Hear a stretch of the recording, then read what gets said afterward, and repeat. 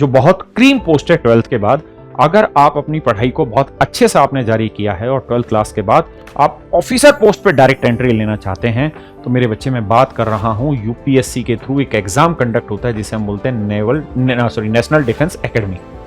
UPSC, union public service commission, इस exam को लेता है। तो मेरे बच्चे यहां से जितनी भी डिफेंस फोर्सेस हैं, आर्मी, एयरफोर्स और नेवी, इसके लिए ऑफिसर का डायरेक्ट रिक्रूटमेंट होता है। जैसे भारत सरकार में जितने भी मंत्रालय हैं उनमें जो टॉप पोस्ट होती हैं वो यूपीएससी के थ्रू आईएएस, आईपीएस, आईएफएस ये रिक्रूट होते हैं, आईआरएस।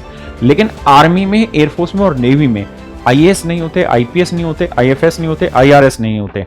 तो यहाँ डायरेक्ट एनडी और सीडीएस के थ्रू होता है। जो सीडीएस का एग्जाम होता है जिसे हम कंबाइंड डिफेंस सर्विस बोलते हैं, वो मेरे बच्चे एग्जाम होता है ग्रेजुएशन के बाद या अपीयरिंग ग्रेजुएशन। यहाँ एग्जाम है एनडीए का 12th पास। तो देखिए मेरे बच्चे, इसकी एज होती है 16.5 से 19.5 साल। बहुत बढ़िया। क्वालिफिकेशन होती है 12th पास, फिजिक्स, केमिस्ट्री और मैथ तीनों सब्जेक्ट होने चाहिए। और इसकी शुरुआती सैलरी 56,100 रुपए। और उसके बाद ये सैलरी बहुत बढ़िया होती है क्योंकि जो आर्मी का चीफ होता है, जो मेरे बच्चे एयरफोर्स का चीफ होता है, जो मेरे बच्चे इसका नेवी का चीफ होता है, वो सब इसी पोस्ट से भरे जाते हैं। इसी एग्जाम के थ्रू उनका सिलेक्शन फाइनल होता है।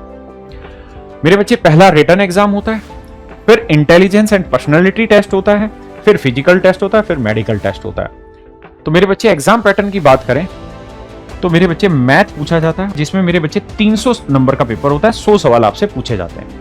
फिर मेरे बच्चे आता है जीएटी, जिसमें आपके जीएस के क्वेश्चन होते हैं, जिसमें जीएस में जीके भी होती है और साइंस का पोर्शन रहता है। और मेरे बच्चे इंग्लिश लैंग्वेज का भी पोर्शन रहता है। तो ये 600 नंबर का पेपर होता है, 5 घंटे का पेपर होता है। कुल मिला के हम बात करें तो ये 900 नंबर से आपका ऑफिसर बनना तय होता है।